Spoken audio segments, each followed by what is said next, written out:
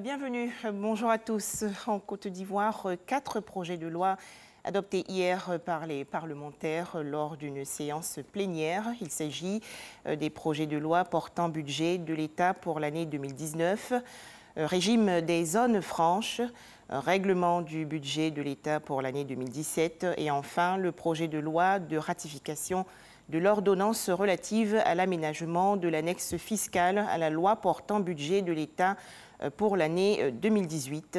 Les explications dans le journal de 13h. Fin de la contestation sociale à Tongon, dans la région nord du pays. Un protocole d'accord a été signé hier entre les responsables de la mine de Tongon et les syndicats. Les protestataires réclamaient, entre autres, une amélioration des salaires.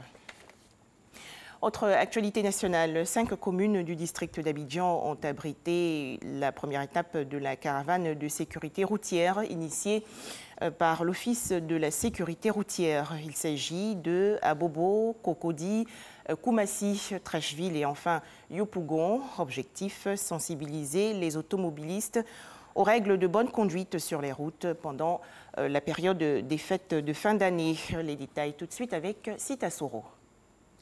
Yopougon, Abobo, Cocody, Trècheville et Koumassi, 5 communes du district d'Abidjan qui ont accueilli la caravane de sécurité routière initiée par le ministère des Transports.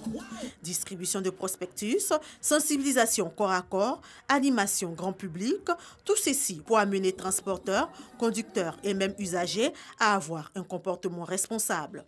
La sécurité routière, tous concernés, tous responsables, est le thème choisi pour cette caravane. Nous sommes tous concernés par la sécurité routière parce que nous avons peut-être été victimes d'accidents ou peut-être proches d'une victime d'accident. Mais nous ne souhaitons pas du tout être futures victimes d'accidents. On est responsable de la sécurité routière, c'est-à-dire que chacun à son niveau doit œuvrer en sorte qu'il n'y ait pas d'accident de la circulation. Chaque année, à la veille des fêtes, ce genre de campagne de sensibilisation est organisée. Une sensibilisation qui a déjà eu bon écho auprès des conducteurs. Aujourd'hui même, tous mes passagers qui montaient dans mon véhicule, le premier, celui qui s'assoit à droite, je lui dis prends ta ceinture de sécurité. Ils sont étonnés déjà. Je dis c'est une première fois, nous c'est comme ça. On essaie de faire notre effort de respecter le code de la route. Sincèrement, j'ai appris beaucoup de choses.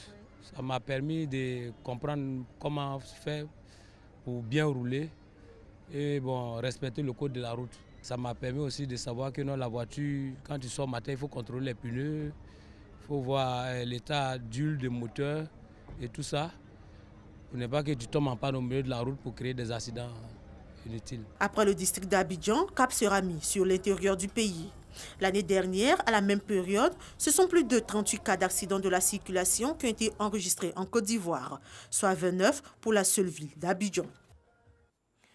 Plus de 1000 bureaux de vote fermés à Kinshasa, en République démocratique du Congo. À 2 jours des élections, la Commission électorale nationale indépendante assure n'avoir toujours pas suffisamment de machines à voter pour couvrir l'ensemble des bureaux de vote prévus dans la capitale. L'opposition congolaise dénonce aujourd'hui une nouvelle stratégie pour empêcher ses partisans de voter. André Rajoel remporte l'élection présidentielle à Madagascar, 55,66% des suffrages contre 44,34% des voix pour son rival Marc Ravalomanan, et cela au second tour du scrutin.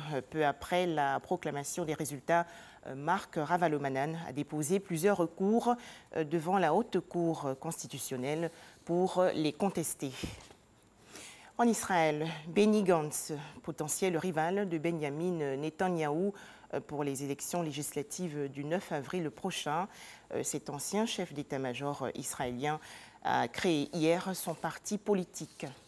Enfin, 7 ans après avoir rompu leurs relations diplomatiques pour protester contre la répression de manifestations par le pouvoir syrien, les Émirats arabes unis vont rouvrir leur ambassade à Damas, la capitale de la Syrie. Annonce faite hier par un responsable gouvernemental syrien. Voilà, merci de nous avoir suivis. Prochaine étape, 13h, dans le cadre du journal.